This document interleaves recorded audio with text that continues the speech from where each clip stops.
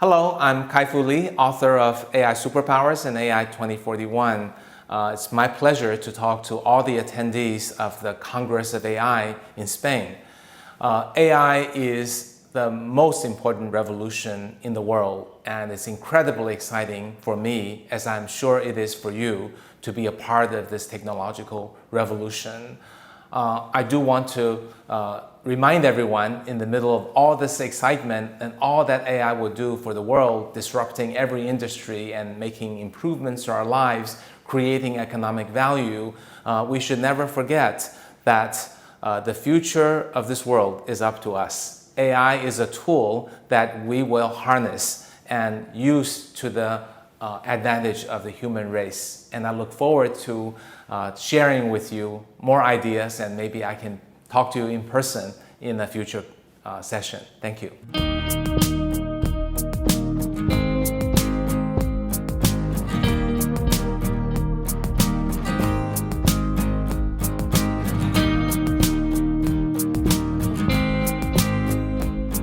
Well, about 3 years ago, I published AI Superpowers, where I predicted that China would rise to be a comparable superpower in AI to the United States. And I think 3 years later, we're seeing that prediction becoming reality. And China has grown a lot in terms of technologies in research. Chinese papers are now caught up with the American papers at the top 50% level. US still leads the top 1% of the best papers, but China now publishes more decent papers than US. But US still publishes a lot more brilliant papers than China, but China's catching up.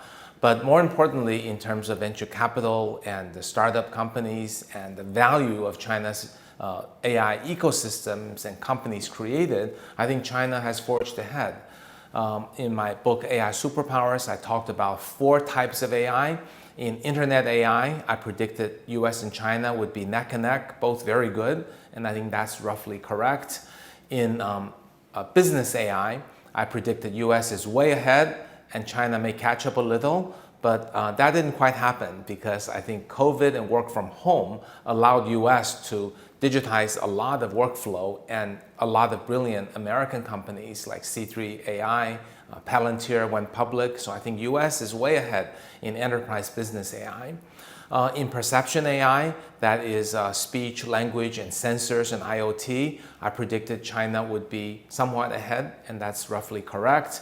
And then lastly, in autonomous AI, that's in 2 parts. One in autonomous vehicles, robots, the other in manufacturing, factory robots moving to commercial and residential. That's an area where US was ahead, and I thought China would catch up. But I think China's moved farther than I thought, most partly because of China's factories and very strong industrial segment, so that there is a strong initiative to want to automate the factories so that China can remain cost competitive, even though Chinese labor wages are going up. So that has received a government and in the private sector push. So China now has a lot of robots in a lot of factories, and automation is moving forward very fast. Autonomous vehicles, I think it's US still ahead, but China's catching up. So overall, if you look at research, China was behind and is catching up. And in terms of applications in 4 different sectors, China has been catching up and is more or less caught up with the United States in the realization of economic value from AI.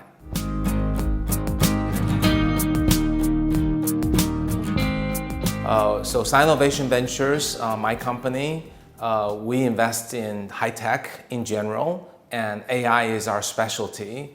And we invest probably on the order of $500 million a year altogether, among which AI is probably 2/3 of that is either in AI or technology or AI applications. So probably safe to say about 300 million for us. And then we're a small part of the ecosystem. We're probably a few % of the whole ecosystem.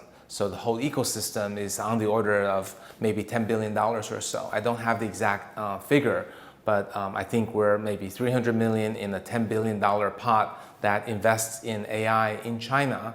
And that's roughly equivalent to the amount of money invested in the US.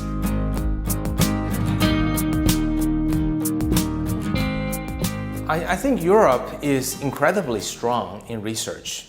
If you count the total number of papers and brilliant researchers, and even the Turing Award recipients, right? The three inventors of the most important AI technology, deep learning, were all European. And I think many of them live in US and Canada. They live in US and Canada now, but they were from Europe. So that's a strong testament to how powerful the universities in Europe are, that they actually graduated the three very top people in AI today. I think the challenge in Europe is twofold. One is the commercialization of technologies has not taken place as quickly as China and US, so that these brilliant PhDs ended up working either in universities or maybe for an American company. So that value, so you created all the brains, but the value went to the US. So that's kind of one issue. The other issue then I think is natural to ask is, well, why hasn't Europe realized the value? Where are the AI startups in Europe? Now there are a few that are doing quite well, but the numbers are much, much less than US and China. And I think that's because Europe's VC ecosystem hasn't grown at the same speed as US and China. There are some very good VCs, but just not as many and not as good as US and China, because the VC's job, venture capitalist job, is to help these AI companies realize their value. And then there's a third issue I just thought of, which is Europe is one economic unit, but the countries are still very distinct in their language, usage patterns, and culture. So that if a startup company builds a great product and it sells it in Spain and achieves great success, that product is not guaranteed success in Germany or Italy. That's different from US and China, where a local success can quickly expand into a national success. And in the case of US, there's even a greater English-speaking population around the world, so that the English-speaking size is comparable to China. So these are the three reasons that I think Europe has brilliant people but hasn't realized the value from these great people.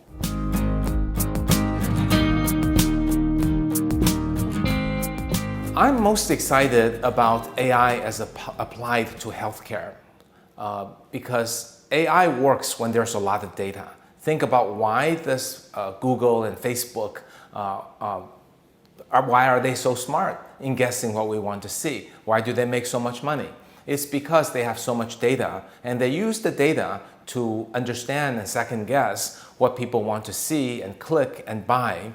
And now AI is moved up to being used in financial institutions and many other applications. So I think it's reasonable to say that whatever domain has the most data explosion will likely be the area where AI will have the biggest use. So healthcare is one where we are now seeing hospitals digitize their data. We're seeing our MRI, CT, radiology becoming digitized and stored. And certainly people are wearing wearables, which measure our blood pressure, blood sugar on a continuous basis. And also genetic sequencing allows us to sequence ourselves, and that's a large amount of data. So when you connect all that data and try to build health systems that prevents us from getting disease, diagnoses what we may have, suggests what treatments might be most likely, and if we get sick, how do we recover and prevent the recurrence, and also how to keep ourselves healthy and live longer. These are all possible AI goals. AI works by having a goal to optimize. So, Facebook would tell its AI, get more people to watch my page.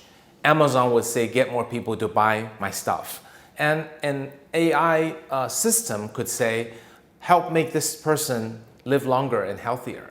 help make this person's sickness become cured, or prevent this person from getting this problem. So that would be a wonderful way to apply AI. And also there are many other areas in healthcare, such as using AI to invent new drugs, maybe in 1/10 as much cost, maybe 1/3 as much time. We are already seeing AI startups that are doing a very good job in AI drug discovery. So I believe there are many natural applications. Also, I think healthcare is one where our goals are very clear. We want to be healthy, and if we get sick, we want to be cured. So it brings an alignment between the supplier of AI and the customer, the user of AI.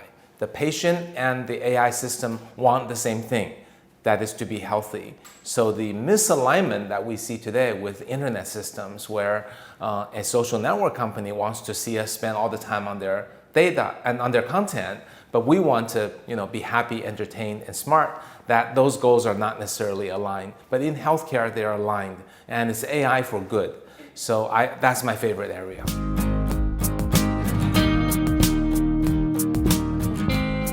The pandemic is obviously a terrible disaster for human race, but it did have some side catalyst effect for AI research.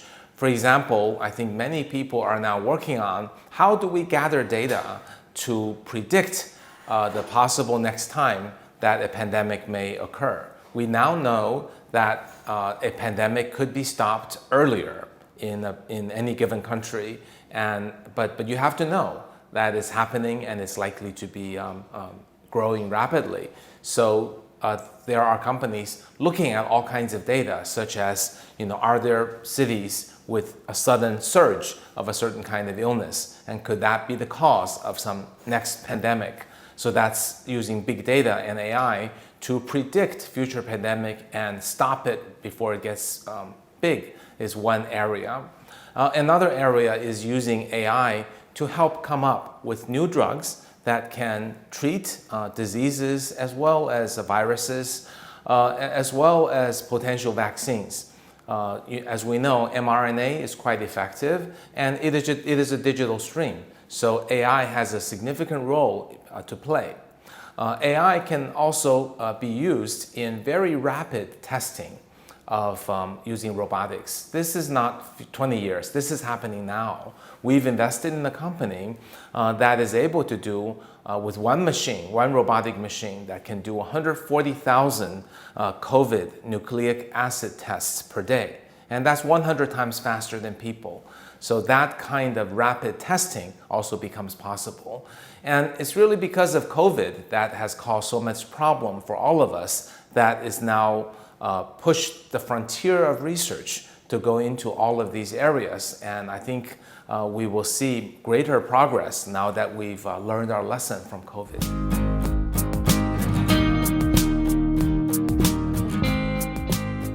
I think AI can play a role. It may not be the dominant role in terms of the global energy crisis. We're using more energy. It's not green. It's not good for the environment. So what can be done? I think if we project further, as I do in the book, AI 2041, the last chapter talks about the future of energy. And I'm actually optimistic in the long term. Short term, we've got some problems. For the reason that we are seeing solar cost energy becoming the lowest cost energy. Its cost has been reduced over 80% in the last 10 years. And we're also seeing lithium-ion batteries cost dramatically reduced. So if their cost reduction continues based on either the same technology improved or better technologies, I think we can get to a world where distributed energy can really save the day. Imagine that your building would have solar panels. It collects the energy during the day when the sun is hot, and then it stores it in the battery, and it releases the energy at night so you can have heat. And next day it continues. Now, whenever the battery doesn't have enough energy, only then you go to the electrical grid. Now that ecosystem infrastructure doesn't yet exist today, but it can be built.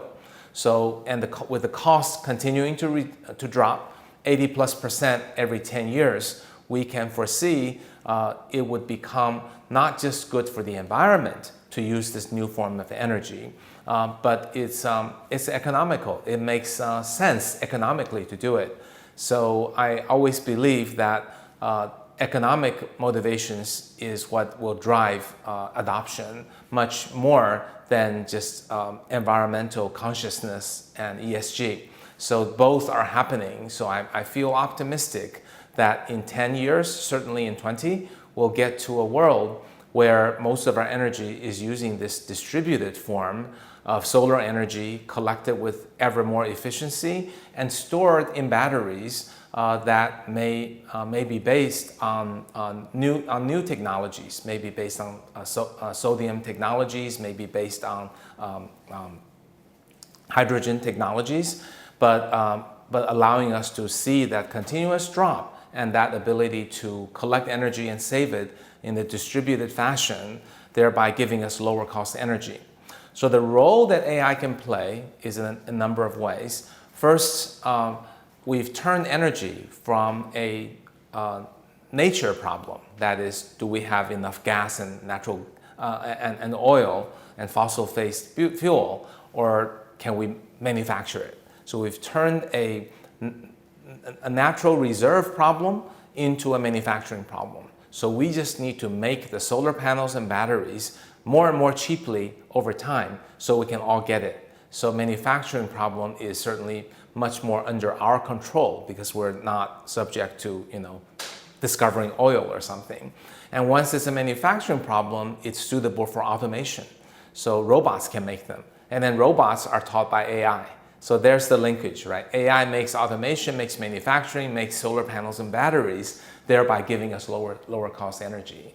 There are many other places where AI can be applied. It can be applied to understand where the problems occur and try to fix it. It can pinpoint how it can simulate the world in a way that if we knew we do X, Y, and Z, our energy problem would be reduced, our climate problems could be reduced. So I think simulation would be another aspect. And there are many others. So I think AI is an omni-use technology. It can be applied in every industry, and energy and climate is no exception.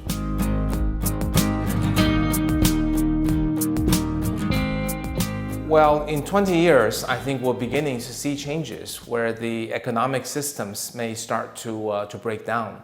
Because if we believe the cost of energy will drop down, factories will become automated, and life science and materials will make things different, people will live longer, many of people's jobs will be challenged. So I think that immediately brings up a number of issues. One is that how does the economy provide for the poor?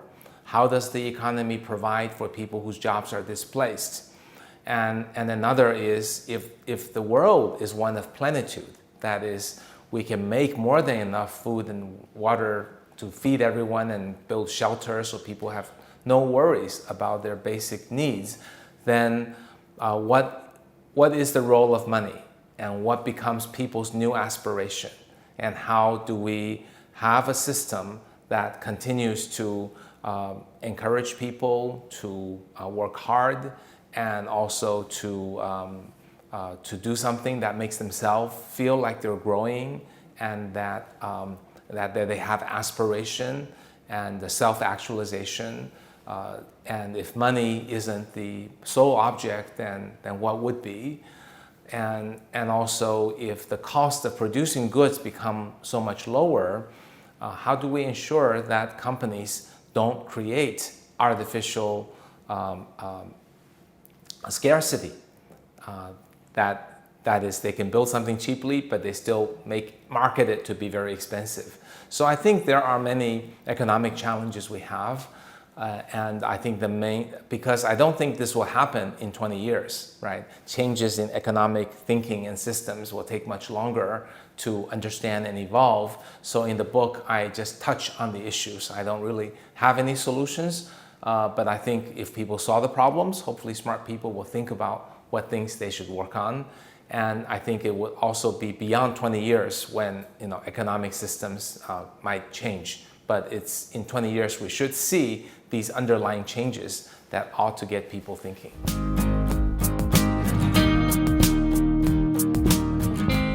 I'm afraid AI's natural tendency is to exacerbate inequalities.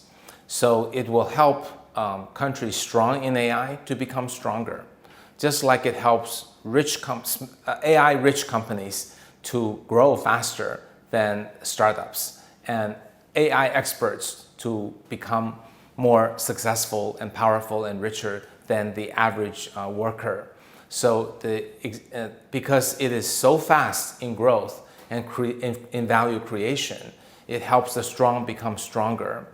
And that means within each country, let's say US or China, there can be steps to reduce the growing inequality among the people and among the companies, perhaps by antitrust or by taxation and social welfare and universal basic income. But as you ask the question, who's going to take care of the poorer countries? I think that is a bigger problem, because within the country, within US, the US can tax Tesla and Elon Musk and give universal basic income to the poor people to give them a chance and a buffer.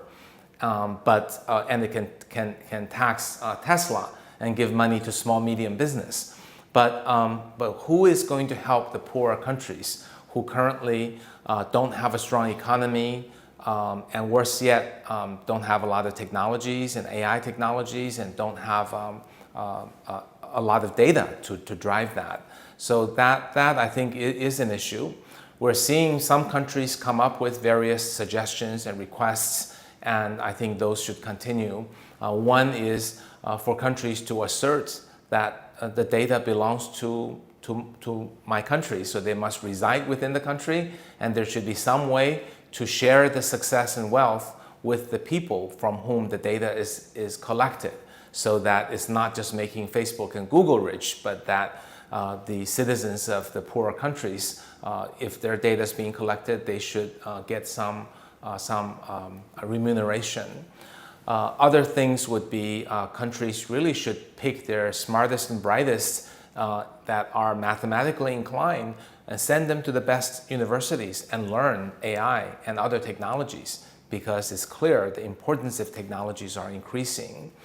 Also, I think companies should focus on how AI can be applied to their local strong industries, right? So, if a country is very good in making wine, can AI make better wine? Can AI be used in vertical farming? Can AI be used to, help your food industry grow better, or whatever the local industry it is? Because AI is something that's used for every industry. And finally, I think one segment that will grow that isn't necessarily AI infused is the service industry. I think as AI starts to take over and displace routine work in the factory and white collar, service jobs will become more important, because some of the people who become wealthy are going to want more service, right? Concierge service and bartender and tour guide and personal tutor and so on. So those will grow. And also people living older and longer are going to need more healthcare services. So people who are into nurses, orderly caretakers at elderly homes and foster homes, these are growing in number of jobs. The World Healthcare Organization estimates over 10 million more jobs are needed in healthcare services, and there are many other service industries. So countries can think about whether some of their economic growth should be in services. So these are some of the ideas to think about. It's certainly not hopeless, but it's important for the countries that are in developing status to realize that first, these job displacements are coming, and if the poor country's economy is mostly routine jobs, it is particularly endangered. And they also need to be aware that the model that China and India took to grow out of developing status may not be applicable anymore. Right? China basically used the lower cost labor to become the blue collar work for the Western world. India used its English-speaking population that are willing to take the jobs that the Western world don't want to do and outsource the business process. But in the future, AI will end up being the outsourced work, whether it's to be used in the factory or in the office space for outsourcing. So countries that had hoped that they would take the China model or India model to climb out of poverty, that model may not work. They really need to think about a few steps ahead when AI becomes popular. What is the role that their country can play in such a future?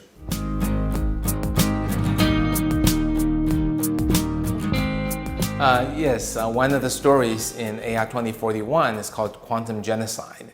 It has a bad person behind both using a quantum computer to steal bitcoins and also to become a terrorist and use autonomous weapons to basically do genocide on a particular type of people. In the story, it happens to be intellectuals that he wanted to go kill.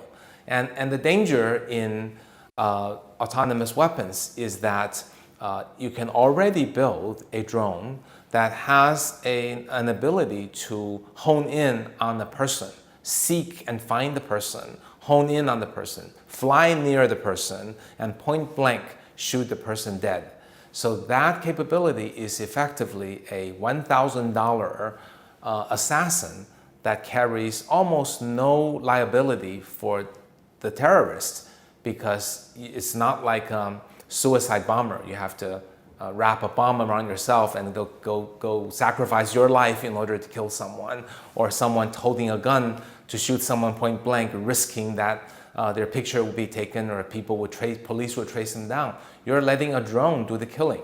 So this is incredibly dangerous, both at the single assassination level and also if a terrorist group collects 100,000 of these drones, then they can kill half a city. They can kill all the men or all the women or all the people of a certain race in a city. And that, I think, is incredibly dangerous. And I would say it's even more dangerous than nuclear weapons, because nuclear weapons, while more disruptive, has a property known as mutual assured destruction, which means if country A fires nuclear weapon at country B, they need to know a likely consequence is country B, while it may be destroyed, will fire back before they're destroyed. So both countries are mutually destroyed. Therefore, it creates a deterrence. And that's why ever since the World War II, there hasn't been a nuclear war, is because this property of mutually assured destruction. Autonomous weapons does not have such a property. You may not be able to trace back, and it's not the full destruction. So it's already beginning to be deployed. We're seeing some cases of some presidents have faced assassination attempts by drones already. And there are also other drones that have already killed top-level military personnel and even scientists. We don't know what degree of autonomous status those drones are, but clearly we know that AI and software will pull the trigger more accurately and quicker than the human. So it's definitely going to move in that direction. And I think the dangers of autonomous weapons have been made clear by a number of scientists in the letters that they have signed. These are AI experts who wanted governments to at least start talking about how to regulate autonomous weapons, but not much progress has been made. So I'm with the scientists feeling that this talk and discussion should begin, because it's inevitable that an autonomous weapon-driven 9/11 will hit us in the coming maybe 5 or 10 years.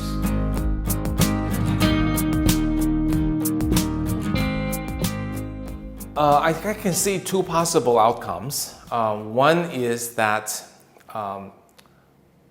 all our data is given back to us, and that we find a way for our privacy to be protected by technology, so that all our data can be used to train AI, but the commercial applications don't ever see our raw data.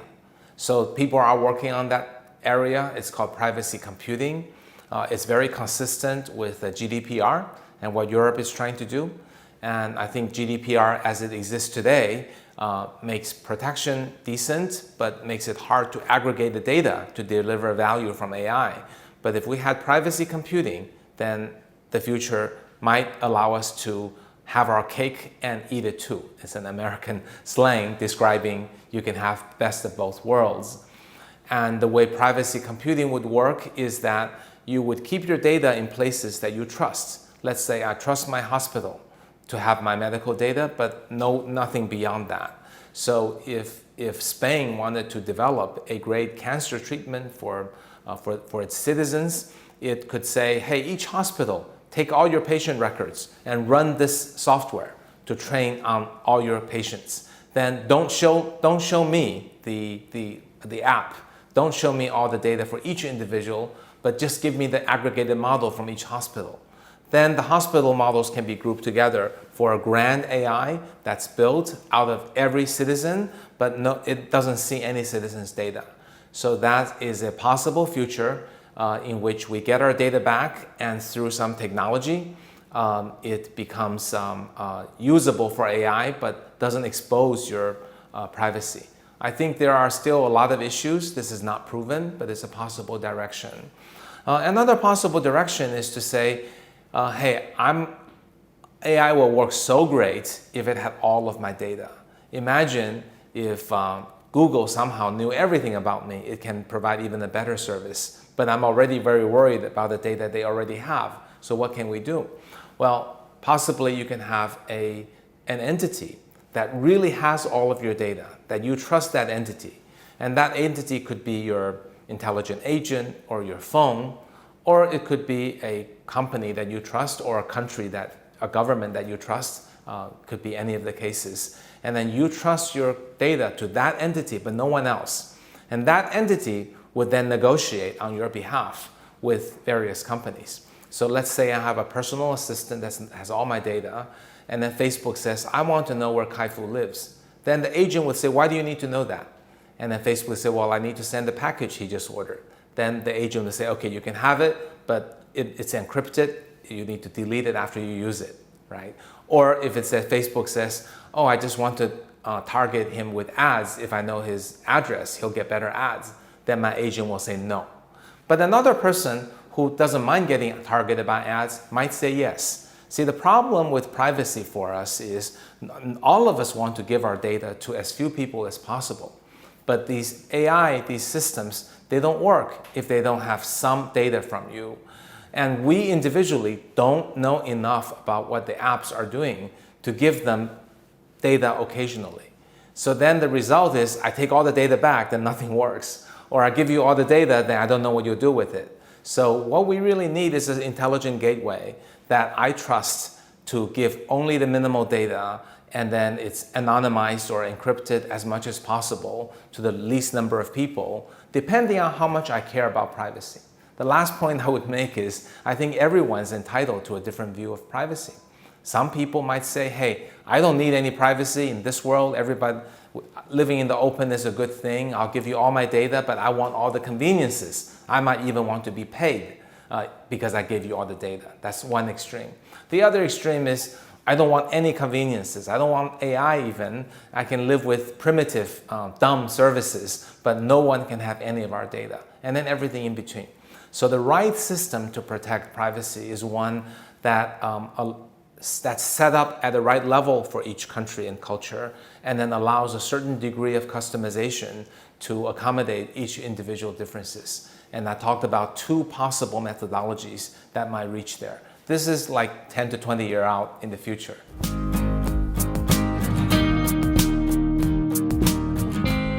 I have personally worked on AI for about 40 years. And it's incredibly exciting to see that AI has come to maturity and is about to be a technology used in many industries. It will create a lot of changes, and it's important for people, I think, to understand what will happen in the future. But AI is a deep technology, and some people don't understand it. Others feel intimidated by it.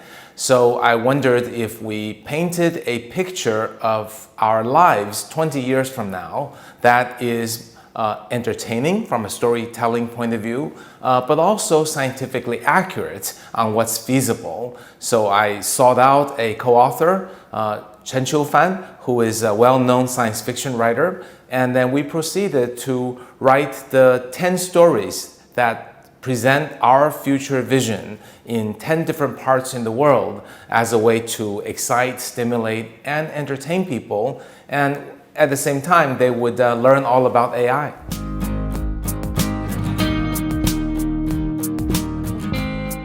I tend to be quite optimistic. My co-author is a little bit pessimistic. So hopefully we find a reasonable midpoint. Science fiction writers have to introduce some chaos in order for the stories to be popular. But from my standpoint, I'm optimistic because historically speaking, every technology breakthrough, like electricity, PC, internet, mobile phones, have all led to so much progress and positive aspects to the society. When they were first introduced, there were problems, just like there are problems with AI. When electricity was introduced, people got electrocuted. When internet was connected to the PC, viruses came about. There was Y2K. A lot of worries when the new technology comes out. That's normal. But over time, it's worked out. So it's historical data that gives me more confidence that we are facing challenges with AI today, but I'm pretty confident given time, certainly in 20 years, we will work them out.